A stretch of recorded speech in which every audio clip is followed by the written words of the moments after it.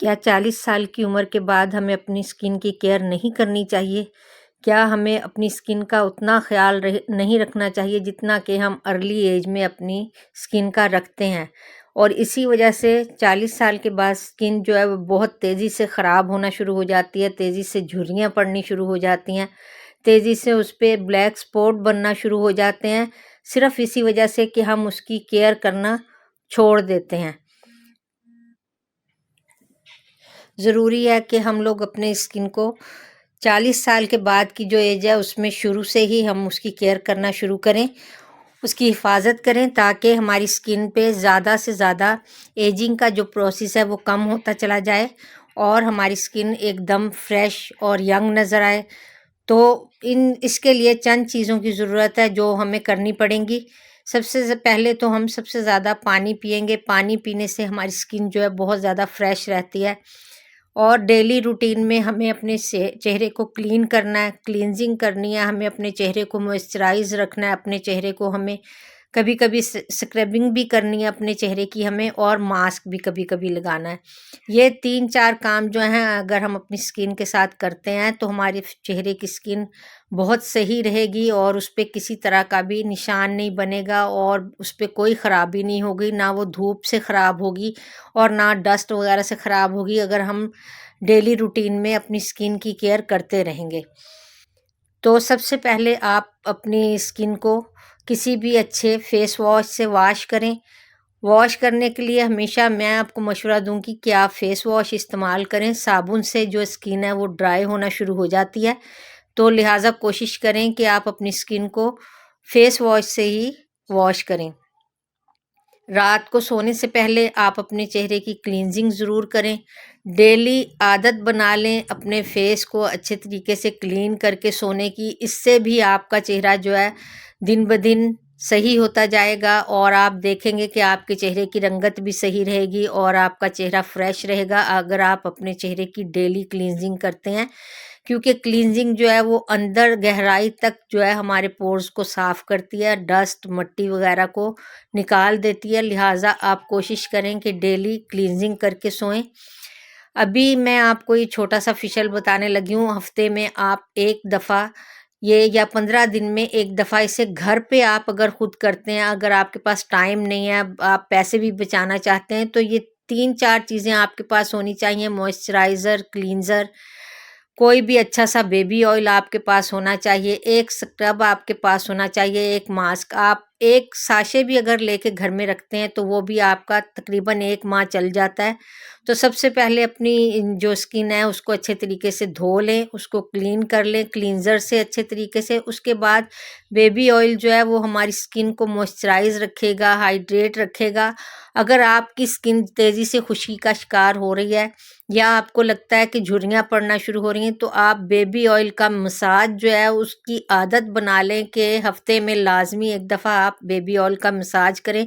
Massage करने से हमारी स्किन बहुत फ्रेश रहती है, चेहरा ग्लो करता है, तो मसाज आप ज़रूर करें। अगर आपके पास फ़िशियल ऑयल कोई भी है वो ले लें, नहीं वरना बेबी ऑयल बेस्ट है, आप बेबी ऑयल से अपने फेस का जो है मसाज कर सकते हैं। चेहरे को मसाज करने से आपके चेहरे का दौरान खून तेज़ रहेगा और आपके मसल्स जो हैं वो अपनी जगह मज़बूत रहेंगे। जिस तरह चेहरे की जो जिल्द है वो लटकनी शुरू हो जाती है, तो इस तरह नहीं होगा और आप अपने चेहरे को मसाज करके बहुत सारे मसले मसाइल से बचा सकते हैं। मसाज करने के बाद आप किसी भी हल्के से टिश्यू से या कोई कॉटन पैड को थोड़ा गीला करके आप अपने चेहरे को अच्छे तरीके से वॉश कर सकते हैं। नंबर 3 आपको मैं बताऊँगी स्टीम। लाज़मी स्टीम जो है वो हमारी स्किन के लिए लाज़मी है। हमारी स्किन को गहराई से साफ़ करेगी, आपके चेहरे को इतना शानदार ग्लो देगी। अब स्टीम लोग बहुत ज़्यादा जो है भूल चुके हैं क्योंकि पार्लरों में पॉलिशर करवाने के लिए जाते हैं तो उसमें वो स्टीम वगैरह का कोई सिलसिला ऐसा नहीं है। वो सब केमिकल से ही आपके पॉलिशर जो हैं फेस के कर दिए जाते हैं। अगर आपके पास इस तरह का स्टीमर नहीं है तो आप किसी भी पतीली में पानी बॉईल करके 2 से 3 मिनट तक अपने फेस को अच्छे तरीके से स्टीम दे लें। उससे आप खुद देखेंगे कि आपका चेहरा कितना ग्लो करेगा और इतना शाइन करेगा आपका फेस, और आपका फेस जो है वो खुश्की की तरफ नहीं जाएगा, क्योंकि जो स्टीम से आपका जो चेहरा है वो एकदम चमकदार और चिकनाहट आपके फेस पे आएगी। जिस तरह चेहरे पे खुश्की आना शुरू हो जाती है और मसाम बहुत ज़्यादा गंदे हो जाते हैं, तो उसके लिए स्टीम लेना बहुत ज़रूरी है। आप स्टीम अपने फेस को दें 2 से 3 मिनट, उसके बाद अपने फेस को किसी भी चीज़ से थोड़ा खुश्क करें। उसके बाद आपने ठंडा रोज़ वाटर जो है उसको अपनी स्किन पे स्प्रे करना है अच्छे तरीके से, और हाथ से आपने उसको स्प्रे करके थपथपाना है, जिस तरह फेस पे आप थपथपाते हैं क्रीम वगैरह लगा के कोई, ताकि उसका असर अंदर तक चला जाए। उसके बाद आपने स्क्रब करना है। स्क्रब आप थोड़ा सा लेके अपने फेस पे लगा लें। स्क्रब करने से ये फ़ायदा होगा कि जो आपने स्टीम लिया तो आपके ब्लैक हेयर्स वगैरह जो नाक के होते हैं वो तकरीबन नरम हो जाते हैं, और स्क्रबिंग से वो आपके फेस से बहुत जल्दी से रिमूव हो जाएंगे। तो आप स्क्रबिंग ज़रूर करें अपने फेस पे जब स्टीम लें।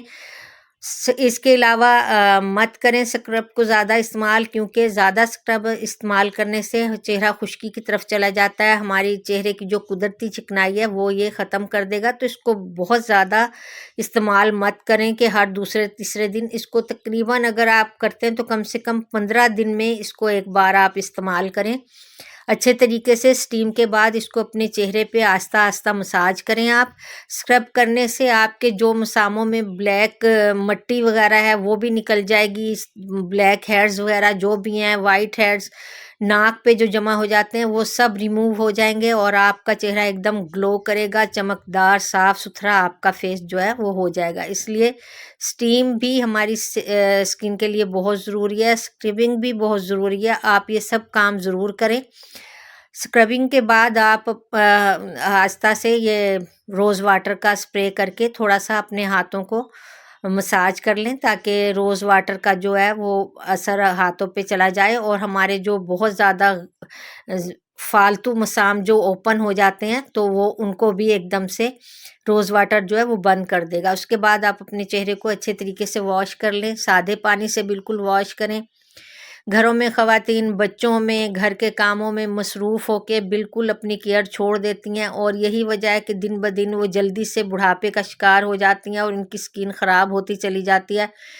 तो लिहाज़ा प्लीज़ ये ज़रूर सब कुछ करें ताकि आपकी स्किन सही रहे और आप खुद अपने आप को फ्रेश फ़ील करें। थोड़ा सा रोज़ वाटर डाल के हाथों पे थपथपा लें। मास्क लगाने से पहले चेहरे पे अपने आप स्प्रे करेंगे और उसको अच्छे तरीके से थपथपाएंगे। उसके बाद आप मास्क कोई भी आपके पास है, अगर कोई बाज़ार का मास्क नहीं है आपके पास तो आप घर का मास्क भी बना सकते हैं।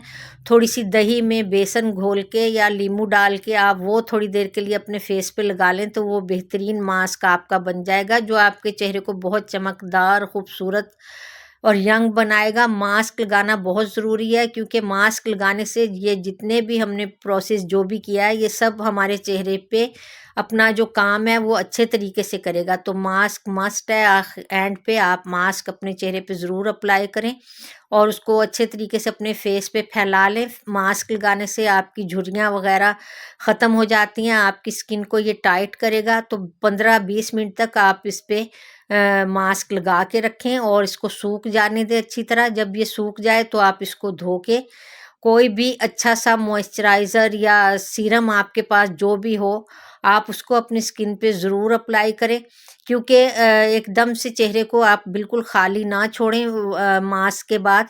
तो धो लेने के बाद चेहरे को आप ज़रूर इस पे कोई भी सीरम अगर आप रखते हैं अपने पास या कोई अच्छा मॉइस्चराइज़र जो भी आपके पास है, वो ज़रूर आप अपने फेस पे अप्लाई करें। मुझे उम्मीद है कि ये छोटी-छोटी सी एहतियात जो है ये आपके फेस को एकदम फ्रेश कर देंगी। अगर 15 दिन में भी आप खुद घर पे ये सब कुछ एहतियात करेंगे तो इंशाअल्लाह ताला गुलाब की तरह खिल जाएगी आपकी स्किन, और आप खुद नोट करेंगे कि हमारी स्किन बेहतर होती जा रही है। क्योंकि स्किन जब एक दफ़ा ख़राब होनी शुरू हो जाए तो फिर वो तेज़ी से झुर्रियाँ और खुश्की और ब्लैक स्पॉट जो हैं वो उस पे बनना शुरू हो जाते हैं।